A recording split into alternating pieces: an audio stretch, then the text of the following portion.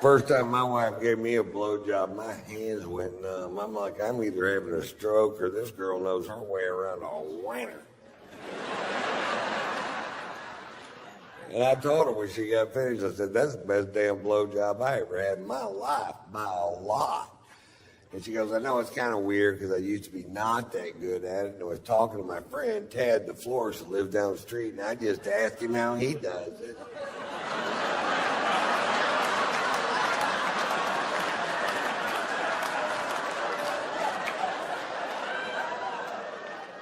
You suck my dick like Ted the Florist?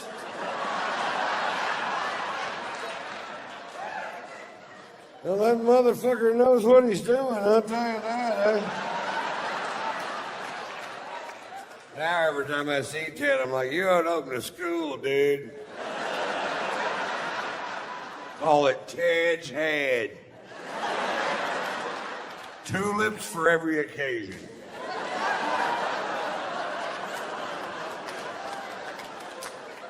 You could open a head and breakfast.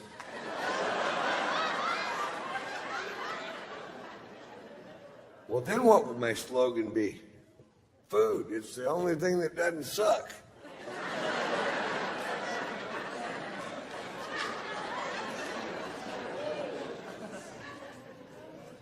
You guys have been fantastic. I'm going to close with my,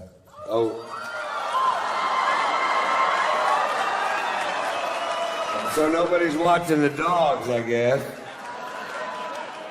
I'll try to get Pearl to play Bite My Face. Pearl's favorite thing, she can have all my babies at the same time. Her favorite thing in the world is for me to bite her face because she's like a billy goat fucking elbow or whatever. It has no feeling in it. So if I lay down on the floor, sometimes, and she didn't do it last show, so you have to be quiet. If I tell her to bite my face, she'll run and jump up and land her mouth right on my face, so I'll bite it. So, shh. Let's try it. Pearl, you want to play bite my face? Who wants to play it? Who wants to play it?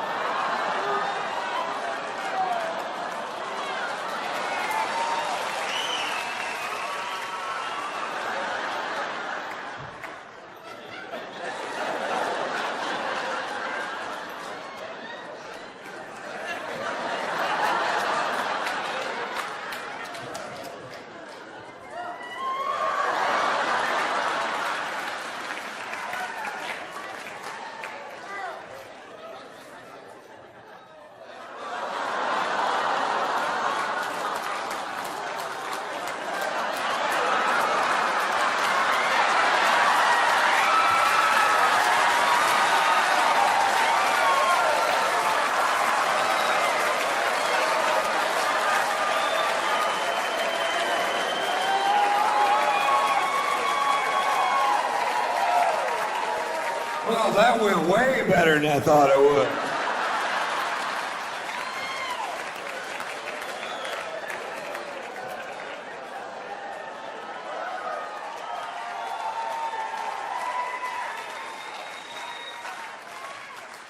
Now, I'm gonna close the show this evening with my Dr. Phil story.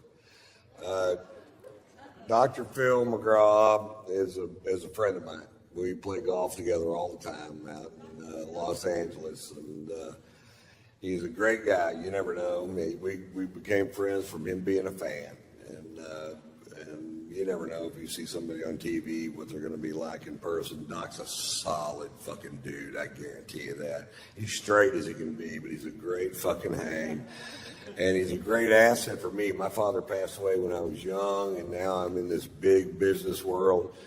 And I could bounce all these things that I have going on off of Doc and his 35 lawyers. And that's a big deal for me. And I'm a really good friend with his son, Jay McGraw.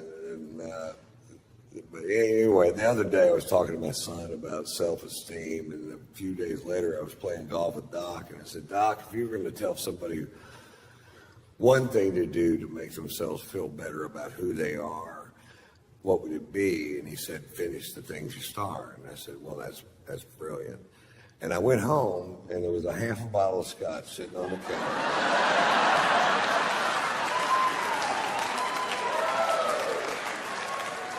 I think I know what he's getting at. That's not my Dr. Phil story. Here's my Dr. Phil story.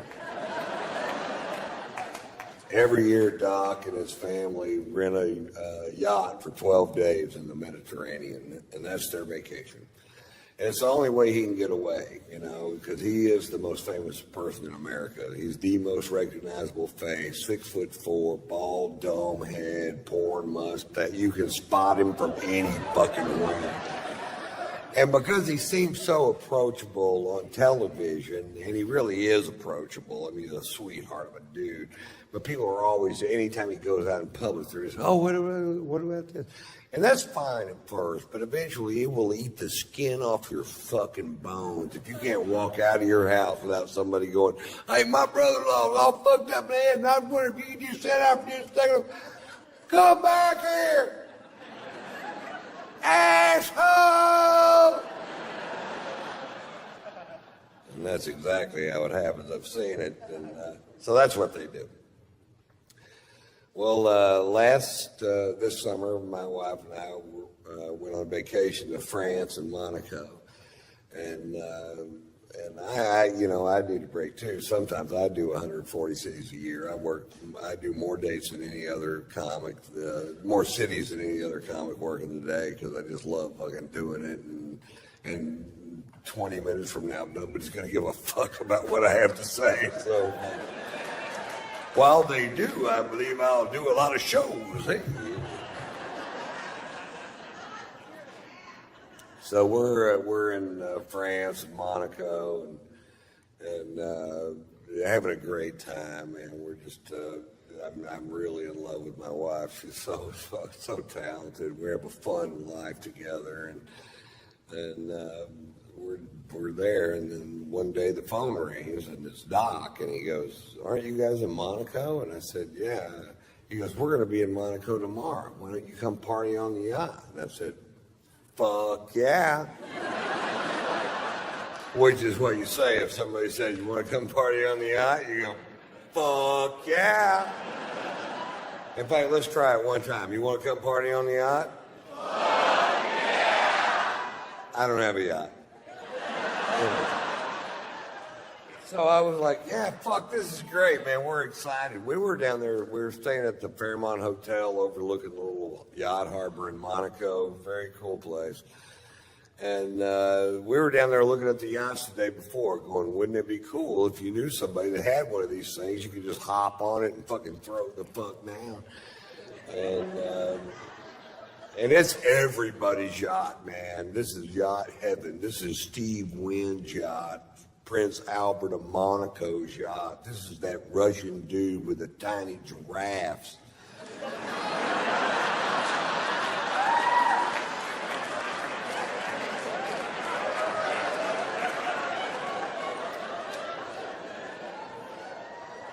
Anyway, they're coming in at 6:30 the next evening. So the next morning we wake up, or next afternoon we wake up and we go have this amazing lunch. And we're drinking this fucking great wine from France, probably. That'd be my guess if I had to guess, and I did have to guess. France. And we're just having a great day, sex, and just a fucking, and then we go down to the fucking harbor that evening at 6:30. Sure enough, Doc's backing in a 165-foot yacht. I'm not sure that's how they do it.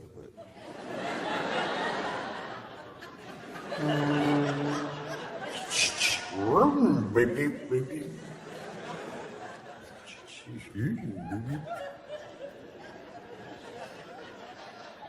So the only way to get on the yacht is to walk on this gangplank to get on the yacht. And I'm walking on the gangplank going, nobody's stopping me. And we get on the yacht, and there's our friends from California halfway around the world. Are you fucking kidding me? How much fun are we having? I'm hugging everybody. There's a bunch of people on the yacht. We're hugging. Anytime I'm hugging you and I'm in and in a strange place, what I'm really doing is looking over your shoulder trying to find a bar. That's why I'm turning you.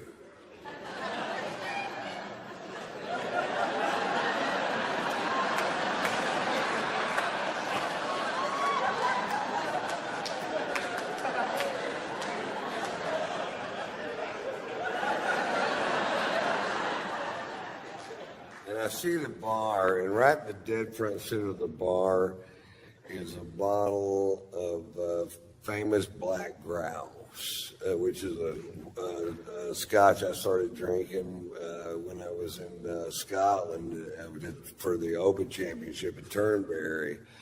And you start looking at what the Scots drink, and that's what they drink, and I'm like, oh, fuck, yes. And there they had a bottle of it on the fucking, it's kind of hard to find. And the bartender poured me a big old glass of whiskey, way bigger than this one. And I'm like, I'm in such a great mood. It tasted better than I ever tasted any fucking scotch ever. I'm like, oh, good Lord. What is that? That tastes like butter, honey, aged in Lindsay Lohan's pussy.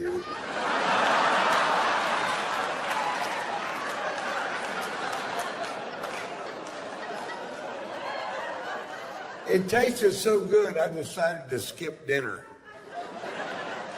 and just have a couple more of them. I mean, scare me up another one of these. That is one of them. How about one more? All right. I hadn't had a drink since lunch. I was fucking thirsty. I was going at it, you know. And Doc noticed I was really drinking hard. And he goes, boy, you're really drinking tonight, Ron. I said, yeah, Doc, some nights it just tastes like spring water. He goes, why don't you just drink spring water, Ron?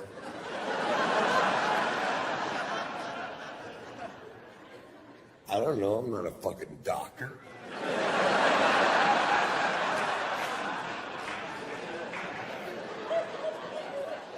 So this is going on for fucking hours. Now they really love Margot. They really love my wife, Margot. Margot's sung on Dr. Phil's show a few times, and they go everywhere to see her. And Margot's a 4.5 octave classically trained opera singer that sings rock and roll and jazz and whatever. She's been singing here for years. And Robin McGraw loves to goad my wife into singing, and my wife loves to be goaded into singing, so they make a great little fucking team. And so we're on the back of this yacht, and Robin goes, come on, Margot, sing for us. And Margot gets up. There's people on the back partying on all these yachts, and there's bars on the pier, people out there. And Margot gets up and she sings. They love jazz in France and Monaco. They have jazz clubs all over the place. And she gets up and she sings a jazz standard at full voice, which I don't get to hear her sing at full voice. She sings around the house, but not at full voice. And when she sings at full voice, it makes me cry. And, oh no. And she finishes the first song at full voice, and people stand up on the back of all these yachts and start cheering. They go, yeah!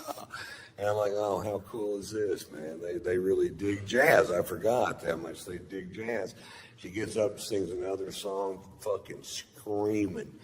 And then people are gathering up around the back of the boat. By song 4, there's 400 people behind the boat listening to her sing. You could hear a pin drop, just like this, pin drop. And she's just killing it. And I have a little secret. I am fucking hammered, man. I am so drunk. I can't even believe it my fucking self how drunk I am. I'm like, Jesus Christ. And I'd get a drink and I'd take one little sip out of it and I'd talk to somebody, I'd look back and it's empty. I'm like, in a toilet with a stream of water shooting up his ass. So I pushed the button, and all of a sudden I'm that guy. I am. I am sitting on the toilet with a stream of water shooting up my ass, and it's amazing how accurate this thing is. I don't know if everybody's butthole's in the exact same place, but this thing has got me dead center. Then there's another button below that button, and it says oscillate, and I said, why not?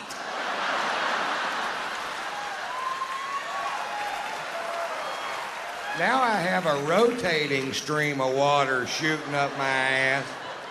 And it was at that moment that I realized that 50 million gay men can't be wrong.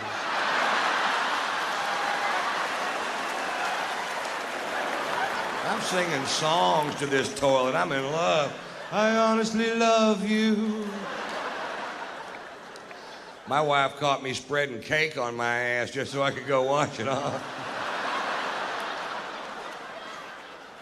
Is that cake? No. I gotta go to the bathroom. Don't wait up. I'm gonna try to tell you this story. This happened on Tuesday. I'm going home from the PetSmart in the car with 2 dogs and a wife, and my wife says I gotta stop at the bank, and I say shit or whatever I said. Because I don't go in the bank. Everybody knows that. I stay in the car with the dogs, and she says I'll be, 5 minutes, but there's absolutely no such thing as 5 minutes with this woman. And she goes in, and I know the dogs need to pee, and at our bank there's one piece of manicured lawn that has 2 signs that both say, no dogs. So I took my dogs over there. This guy comes waddling out of the bank with a big scowl on his face, and he goes, the sign says no dogs. I said, the sign's wrong.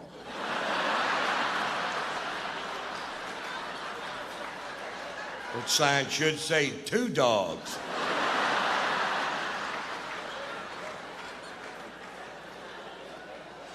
I saw a commercial the other day, and I really don't understand the organization, and I really don't understand who they think they're ever going to help. And it was for a company called www.don'tshakeababy.com. Now, I'm not going to get up here and take a big pro-baby shaking stance, so you can go ahead and relax, Seattle. But I don't know who they're supposed to help, because if you're such an inbred meth head shithook that you would consider shaking a baby, the only thing that's going to help you is a beheading. That, no.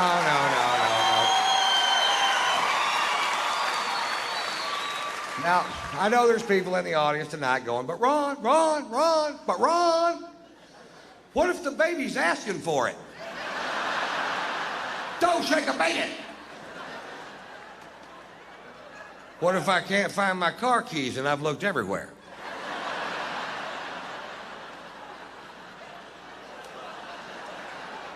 Yeah, even then. I went on to www.don'tshakeababy.com, and they have links to similar websites. They have a link to www.don'tstickyourdickinaToaster.com, and they have a link to www.don'tshoveaferretInYourAss.com. And there's a lot of reasons why you don't want a ferret in your ass, because they're not like gerbils. They've got fangs and claws and a lot of shit you don't need in your ass, man. I got a ferret in my ass right now. I was at the hotel on the toilet a while ago, and he popped his head out of my butt, started washing his face in that little oscillating stream of water.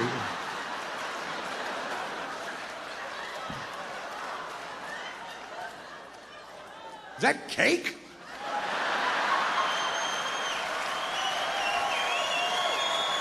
No! Certainly not cake. I got a little trouble. Did you guys hear anything about that? I'll tell you what happened. I had 2 sold-out shows in Fort Pierce, Florida, and we were going to land in Vero Beach, Florida, and I have an airplane that you guys bought me. Thank you. It's nice. It is really cool. And we land at Vero Beach, and when we land, I look out the window, and there's 3 cops standing there, and which is no big deal to me because cops love me, and so do firemen. And a lot of times I'll get a police escort from the airport to the venue, and this wasn't one of those times.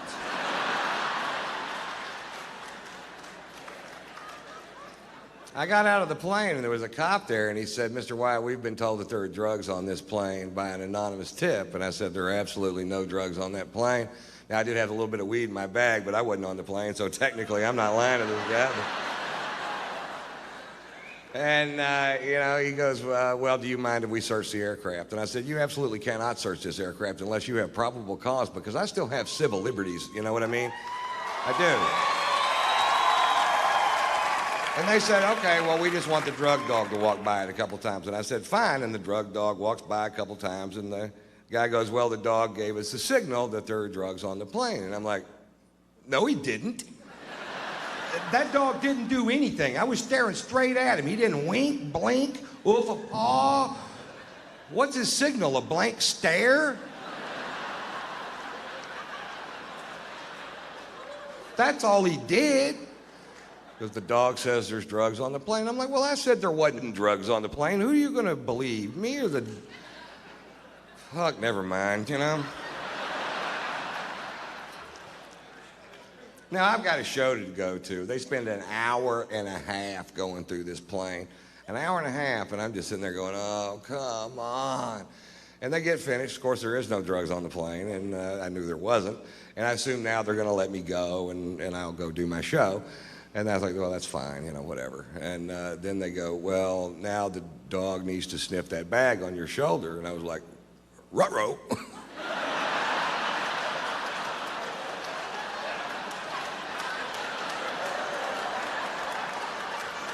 They found 7/8 of a gram of marijuana in my bag. Now, when I have 7/8 of a gram of marijuana, I consider myself to be out of marijuana. That is no weed. And it's medical marijuana. It was prescribed to me by a doctor in California where I live.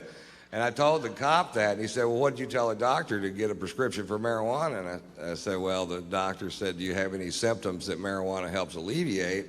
And I said, 'Well, I get bummed when I run out of weed.' Marijuana cures that."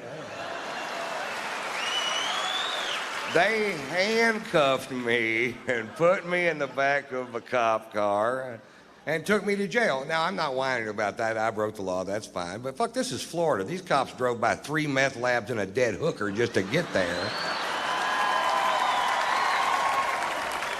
They processed me through county jail. Now, for whatever reason, I had a bunch of cash on me. I'd been on the road for a while. And now they got to count it in front of me. And this guy comes over and he goes, "Hey, man, I'm going to have to count that money, and you're going to have to watch." And I'm like, "Fuck, not you." No.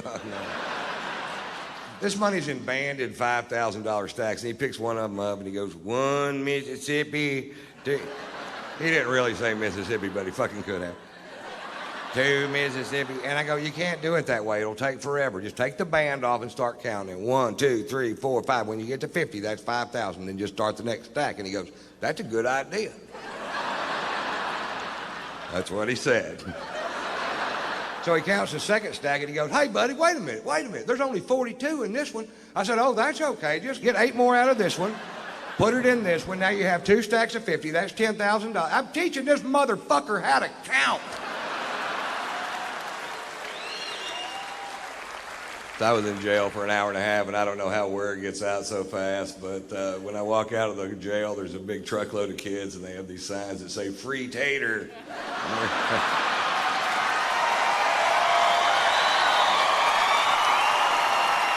I've had the weirdest things happen lately. I didn't fly from LAX to Atlanta to see some lawyers and a dentist, the combination platter of wonderful days. And And my plane was broken, and when my plane's broken, my friends do not give a shit. They're like, oh, poor baby. Is your plane broken? You have to take a commercial flight like every fucking buddy else.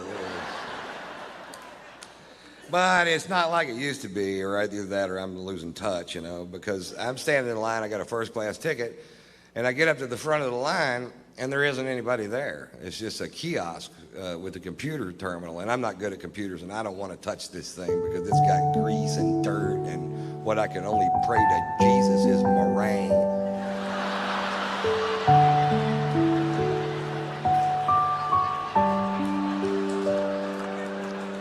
But it works pretty good, you know. I swipe my card through there, and up pops a diagram of the aircraft, and it shows all the seats on the plane, and it shows which ones are occupied, so you can choose your own seat, and that is almost a great idea. What would make that a great idea is if there was a photograph of the person sitting in that chair.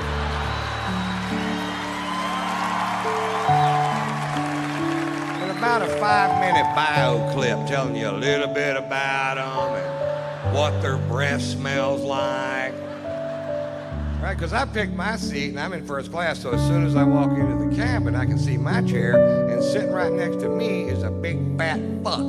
Now I know I'm heavy, but I'm not a big fat fuck. This guy was a big fat fuck, and part of him is in my chair. And I don't know if it's part of them I can sit on.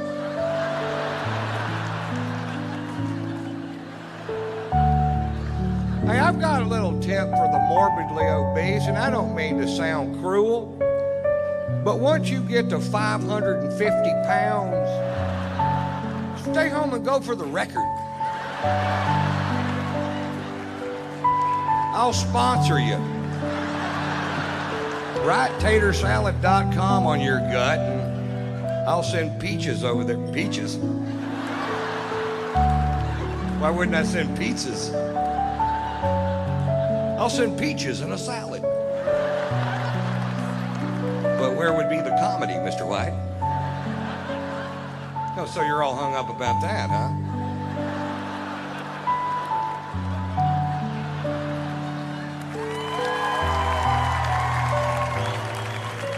I'm just going to try to do that line right, just in case we decide to do it that way. I'll send pizzas over there.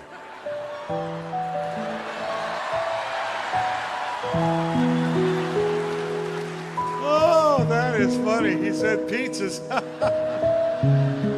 Oh, Mr. White, boy, he's rich tonight. I get to Atlanta, and I check into the Ritz-Carlton Hotel, and the next morning I go to take a shower, and there's no hot water. And I call the front desk, and I tell the girl at the front desk, I said, there's no hot water. And the girl at the front desk said, sometimes there's no hot water.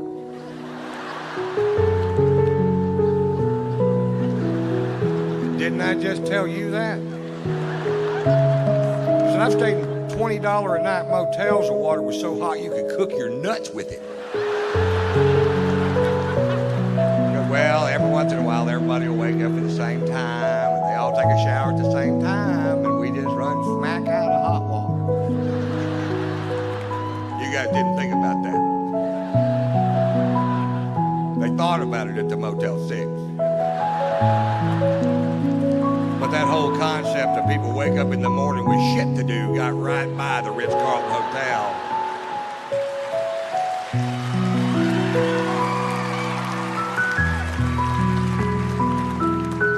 So I take a nice cold shower.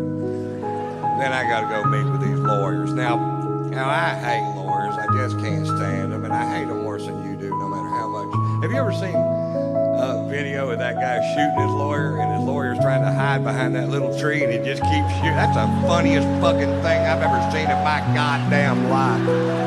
I've got that on my video iPod. If I just need a chuckle sometime during the day, I just hit the play button. Play, pow, pow, pow, pow, ha, ha, ha.